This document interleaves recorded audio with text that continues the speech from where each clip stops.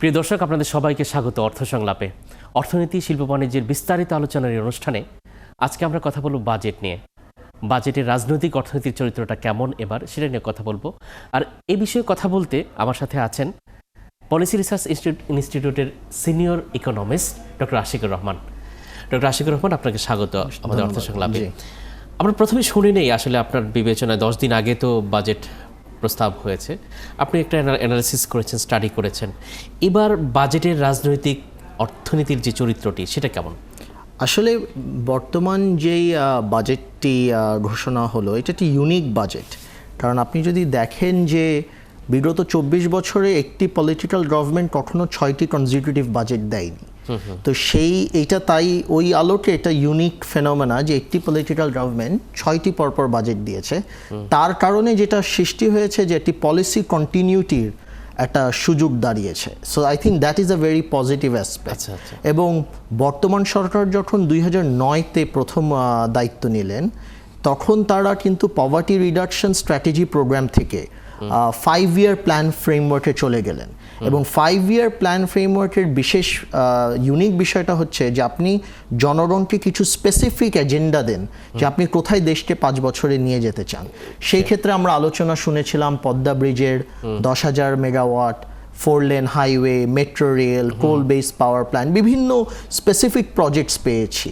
So সেই আলোকে সেই পলিসিগুলি যেন দিনের আলো দেখতে পারে, তাকেই লঞ্চ করার জন্য আমি ব্যক্তিগতভাবে এই বাজেটটাকে এভ্যালুয়েট করি যে এই বাজেটটা দ্বারা সরকার যে কাজগুলি গত 5 বছরে শেষ করতে পারেনি বা শুরু করতে পারেনি, সেইগুলি কাজ এই এক ধরনের লঞ্চ করার একটি ক্ষেত্র তৈরি করেছে। আমি যদি বলি যে বৃহত্তর জনগোষ্ঠীর প্রতি সংবেদনশীলতা, প্রান্তিক জনগোষ্ঠীর প্রতি সংবেদনশীলতা, যেটা পলিটিশিয়ানরা বলে যে অন্তত মুখে বলে যে এটাই আমাদের গোল, এই বিবেচনায় বাজেটের কমিটমেন্ট কতটুকু? আপনি প্রান্তিক আলোচনায় যদি আসতে চান, প্রান্তিক আলোচনায় করতে গেলে 3টি ইন্ডিকেটর আমি মনে করি সবচেয়ে ইম্পর্টেন্ট। ওয়ান ইজ লোকাল গভর্নমেন্টের প্রতি সরকারের অ্যালোকেশন কি, হেলথ কেয়ারের অ্যালোকেশন কি, এবং এডুকেশন সেক্টরের অ্যালোকেশন কি।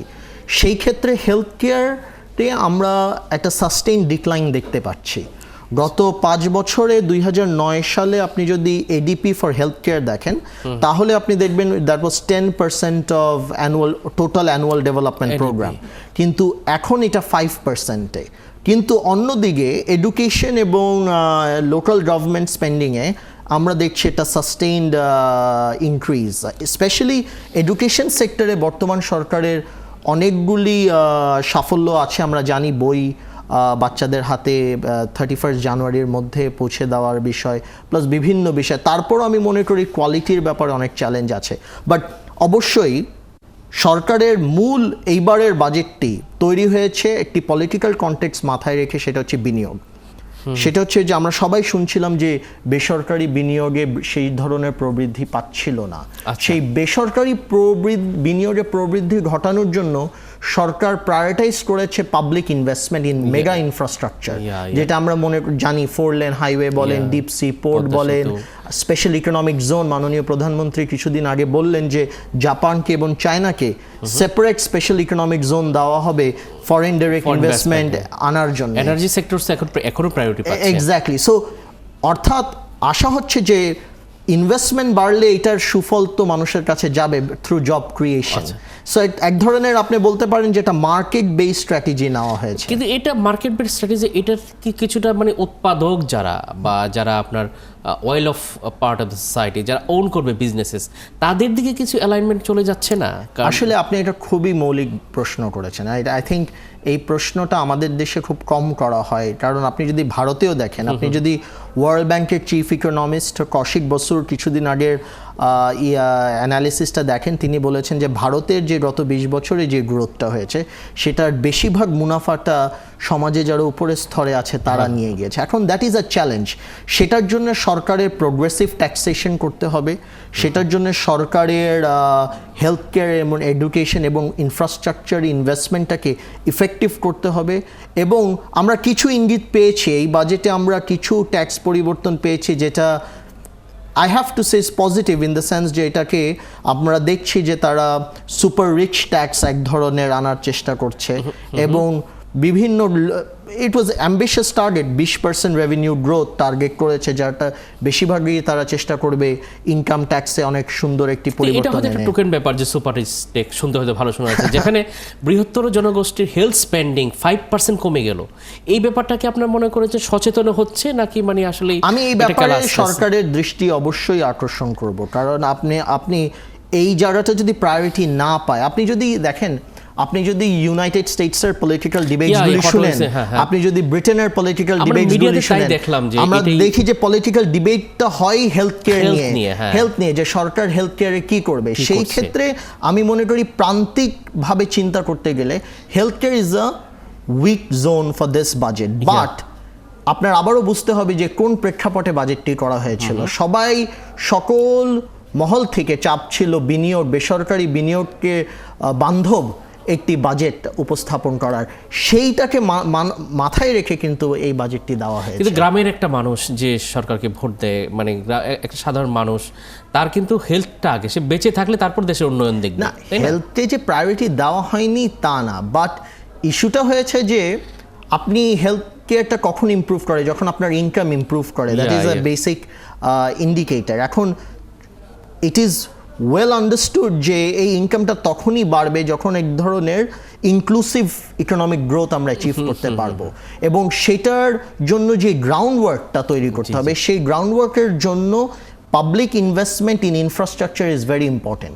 আজকে যে রাস্তাঘাটগুলি হবে, ধরেন 4 লেন হাইওয়ে হবে, বা গ্রামে যেই লোকাল ডেভেলপমেন্ট, লোকাল ইনফ্রাস্ট্রাকচার যেটা হবে, সেটা তো প্রান্তিক জনগোষ্ঠীরই কাজে আসবে। আমি আরেকটা বিষয় যেতে চাই হেলথ থেকে, আবার ওই যে বিনিয়োগ, কিন্তু অন্যভাবে, যেটা আমরা প্রচুর বিনিয়োগ করছি, পদ্মা সেতু হচ্ছে, এনার্জি হচ্ছে ফর ইন্ডাস্ট্রিজ এবং এসএমই বড় ইন্ডাস্ট্রির জন্য সুবিধা হবে। আপনার কি মনে হয় যে এইবার বাজেটের যে স্পেন্ডিং বা ডিজাইন, এই ডিজাইনটা যে প্রান্তিক জনগোষ্ঠীর যে উৎপাদনশীলতা, কৃষক বলি আমরা, খুবই ক্ষুদ্র উৎপাদক গ্রামের, তার উৎপাদনশীলতার কি সহায়ক হবে? শ্রমিকের যথার্থ শ্রম মজুরি পাওয়ার জন্য কি সহায়ক হবে? বা এই দৃষ্টিকোণ থেকে আপনি একটু বিশ্লেষণ করবেন যে কতটুকু? আমি শ্রমিকের বিষয়টা আসি। আপনি যদি দেখেন বর্তমান সরকারি ফার্স্ট পলিটিক্যাল গভর্নমেন্ট যারা বাংলাদেশে মিনিমাম ওয়েজ নিয়ে আলোচনা করেছে, এবং ফার্স্ট পলিটিক্যাল গভর্নমেন্ট যার অধিনে 2 থেকে 3 বার মিনিমাম ওয়েজ রিভিশন হয়েছে, এটা কিন্তু বাংলাদেশে আগে কেউ করতে পারেনি। এখন কেন করতে পারেনি? এটা এই অ্যান্সারটা কমপ্লিকেটেড না, এই অ্যান্সারটা পলিটিক্যাল। কারণ ব্যবসায়িকদের পলিটিক্যাল লেভারেজটা গার্মেন্টসের শ্রমিকের থেকে অনেক বেশি, কারণ তাদের পার্লামেন্টে অনেক এখন ভয়েস, তাদের 193 এমপিস আর বিজনেসম্যান, হ্যাঁ, এই বর্তমান পার্লামেন্টে। সো তারা তো অবশ্যই চেষ্টা করবে যেন তাদের স্বার্থটা আইন দিয়ে রক্ষা করা যায়। তারপরেও আমি মনে করি যে বর্তমান সরকার যে মিনিমাম ওয়েজটা রিভিশন করেছে, সেই জায়গায় যেটা তারা করতে পারে যে মিনিমাম ওয়েজকে ইনফ্লেশনের সাথে অ্যাডজাস্ট করে দিতে হবে, সো দ্যাট মিনিমাম ওয়েজ প্রত্যেক বছর ইনফ্লেশন বা তার থেকে একটু বেশি বাড়ে, যেন মানুষের যারা একদম লোয়ার ল্যাডারে আছে, ইনকাম ল্যাডারে আছে, তাদের কাছে ইনকামটা ট্রিকল ডাউন করে। সেই একটা ইম্পর্টেন্ট ইস্যু। সেকেন্ড ইস্যুটা যে আপনি আবারও যাচ্ছেন প্রান্তিক বিষয়টা, ইকোনমিক ডেভেলপমেন্টের সবচেয়ে বড় প্যারামিটার হচ্ছে জব ক্রিয়েশন। জব ক্রিয়েশন হলে সেটা প্রাইভেট সেক্টর করুক, গভর্নমেন্ট করুক, যেই করুক, অবশ্যই আমরা মার্কেট বেসড ইকোনমিতে আমরা চাই যে জব ক্রিয়েশনটা প্রাইভেট সেক্টরের মাধ্যমে হোক, এবং প্রাইভেট সেক্টর তখনই জব আপনার জন্য ক্রিয়েট করতে পারবে যখন আপনি তাকে রাইট ইনফ্রাস্ট্রাকচার এবং ইনস্টিটিউশনাল সাপোর্ট দেবেন। আমি একটি জায়গায় আসতে চাই যে বর্তমান সরকার তার অ্যাকাউন্টেবিলিটি নিজেই সৃষ্টি করেছে। আপনি যদি যান, বর্তমান সরকারের ম্যানিফেস্টোতে ছিল যে তারা পদ্মা ব্রিজ করবে, যেহেতু করতে পারেনি তাদের জবাবদিহিতা মানুষের কাছে এসেছে। তারা বলেছে 10,000 মেগাওয়াট করতে পেরেছে, সো তারা এখান থেকে একটি পলিটিক্যাল মাইলস্টোন অ্যাচিভ করেছে। সো যেহেতু তারা স্পেসিফিক মেগা প্রজেক্টস জনগণকে প্রমিস করেছে, এই এক্সপেকটেশন যেটা ক্রিয়েট হয়েছে মানুষের মধ্যে, তার মাধ্যমে কিন্তু এক ধরনের জনগণের কাছে জবাবদিহিতার সৃষ্টি হয়েছে। এবং এই জবাবদিহিতার pressure through media, through civil society, through various stakeholders সরকারকে তাদের রেলওয়ে মানে ট্র্যাকের বাইরে আশা করি যেতে দিবে না। এটা আমার একটা ব্রডার এক্সপেকটেশন। এটা একটা সোশ্যাল ডিমান্ড তৈরি হয়েছে এবং এটাকে মিট করতে হবে আপনাকে। হ্যাঁ, বিকজ দেখেন আগে তো পদ্মা ব্রিজ নিয়ে কেউ কথা বলেনি। বর্তমান গভর্নমেন্ট যখন দায়িত্ব নিলেন তারা তাদের ম্যানিফেস্টোতে বললেন তারা একটা পদ্মা ব্রিজ করবে, জনগণ ওই এক্সপেকটেশনটা গ্রহণ করলো এবং তার মাধ্যমে কিন্তু একটা অ্যাকাউন্টেবিলিটি সৃষ্টি হলো যে যখন তারা করতে পারলেন না 5 বছরে বা কাজ শুরু করতে পারলেন না তখন তারা পলিটিক্যালি ড্যামেজড হলো। সো এইবার যখন এখন তারা আবারও বলছে যে তারা মেগা ইনফ্রাস্ট্রাকচারকে প্রায়োরিটি দেবে, এটা জনগণের মধ্যে এক ধরনের এক্সপেকটেশন ক্রিয়েট করেছে এবং I think this is a healthy aspect of democracy. Because দলগুলি যদি রাজনীতি প্রধান শক্তিরা যদি জনগণকে স্পেসিফিক ইস্যু না বলে যে আমরা আপনাদের জন্য এই মাইলস্টোনসগুলি অ্যাচিভ করব, তাহলে তো আপনি আসলে জবাবদিহিতা কিভাবে সৃষ্টি করবেন? আপনি তো তাত্ত্বিক আলোচনা দিয়ে মানুষের কাছে সেই গুণগত তাদের জীবনে সেই গুণগত পরিবর্তনটা আনতে পারবেন না।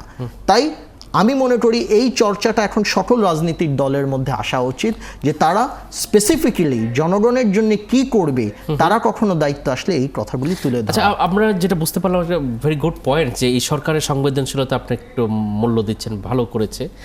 এখন to do something for people and do something effectively, এখন সরকারের যে সংবেদনশীলতা বা সরকারের যে commitment to the people, economic policy মানে এফেক্টিভ ইকোনমিক পলিসি গ্রহণ করার ক্ষেত্রে বা প্রণয়নের ক্ষেত্রে এই সরকার ক্ষমতাটা কেমন দেখছেন? কোথায় লুপহোলস আছে এবং কোথায় শক্তিটা বাড়াতে হবে, এটা যদি আমাদের সংক্ষিপ্ত বলেন। আমি সিনসিয়ারলি বলি, বাংলাদেশে বর্তমান পলিটিক্যাল ডিভিশনটা অনেক শার্প এবং একটি বড় রাজনৈতিক শক্তি বলছে বর্তমান সরকার বৈধ নয়।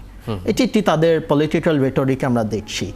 বাট সেই জায়গাটাকে ট্যাকেল করতে হলে গভর্নমেন্টের এক ধরনের ডিফ্যাক্টো লেজিটিমেসি ক্রিয়েট করতে হবে থ্রু ডেভেলপমেন্ট। আচ্ছা, যেটা মাহাতির করেছে, যেটা লি কুয়ান ইউ করেছে, যে তারা অর্থনৈতিক বিপ্লবের মাধ্যমে সামাজিক বিপ্লবের মাধ্যমে তাদের সরকারের বৈধতা সৃষ্টি করেছে। আচ্ছা, বর্তমান সরকারের কাছে ঠিক ওই ধরনের না হলেও একটি সিমিলার চ্যালেঞ্জ যে মানুষের কাছে হয়তো একটি রাজনীতির শক্তি তাদের বৈধতা দিবে না, বাট মানুষের কাছে তাদের বৈধতা অর্জন করতে হলে মানুষের বেসিক নিডসকে তাদের অ্যাড্রেস করতে হবে। ইকোনমিক এমানসিপেশনটাকে সবচেয়ে বড় প্রায়োরিটি দিতে হবে। আচ্ছা, এবং সেই জায়গায় যদি সাফল্য করতে পারে, that economic এমানসিপেশন will create its own legitimacy. আচ্ছা আচ্ছা, ভেরি গুড পয়েন্টস। আমরা আশা করব যে সরকার আপনার এই বিশ্লেষণটা গ্রহণ করবেন, কারণ এটা খুবই, আমরা বলবো যে মানববাদী বা মানবতাবাদী কিংবা জনগণের কাছাকাছি কোনো যুক্তি আমার কাছে মনে হলো। জনাব আশিকুর রহমান, আমাদের সাথে অনেকগুলো পয়েন্টস আপনি স্বল্প সময়ে বিশ্লেষণ করতে পেরেছে। আমাদের ভিউয়ার্স আমার খুব এনজয় করেছে আমার কাছে মনে হয়। এই মূল্যবান সময় আমাদেরকে দেওয়ার জন্য আপনাকে আবার ধন্যবাদ একাত্তরের পক্ষ থেকে। Thank you.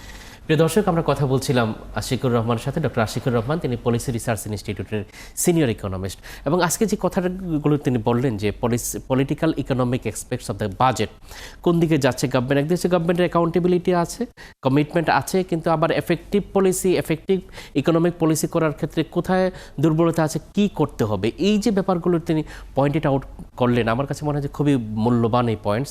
আমরা আশা করি যে পলিটিশিয়ানস, বিশেষ করে যারা ক্ষমতায় আছেন, তারা এই ব্যাপারগুলোকে দেখবেন, কারণ people's economic demand is the main thing. Ultimately যদি মানুষের কাছে থাকতে হয় তাহলে তার ইকোনমিক ডিমান্ডস মিট করতে হবে, তাকে সন্তুষ্ট রাখতে হবে।